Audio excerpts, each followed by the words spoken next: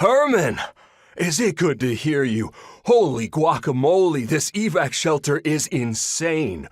There are so many people, and more just keep coming. You literally cannot even imagine it, dude.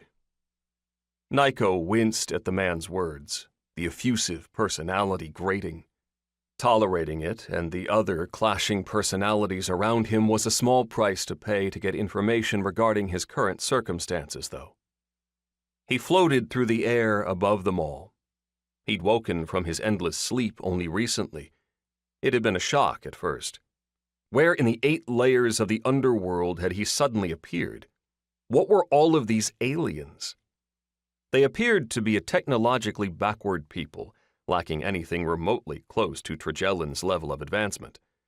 Why had he appeared here, somewhere that was home to aliens that his race had never encountered? Could he assume that this place was situated far from Trigellin, far from the very center of the cosmos? Perhaps more importantly, how in the 8 layers was he still alive? The last thing he remembered had been Hokeo the scientist and Ohshiet collapsing Trigellin's star and destroying their planet in a last-ditch effort to destroy the phenomenon. He hadn't been thrilled with Ohshiet and Hokeo's decision, but it apparently had worked, or at least somewhat worked. It appeared that there were phenomenon on this new planet as well, but he couldn't determine where those phenomenon had come from.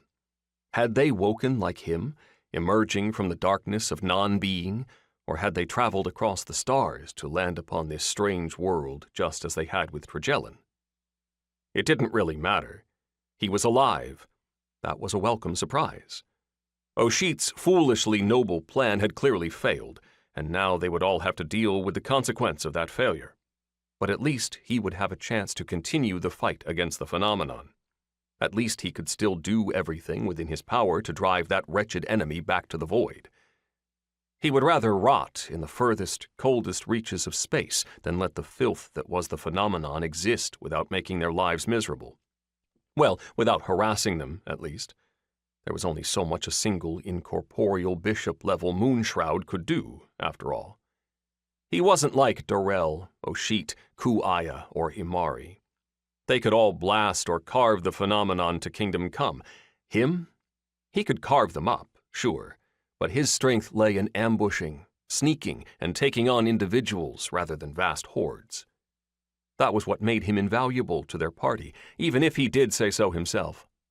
He was extremely useful when faced with a phenomenon like a grave filler or some other powerful enemy that needed to be distracted in the middle of a fight.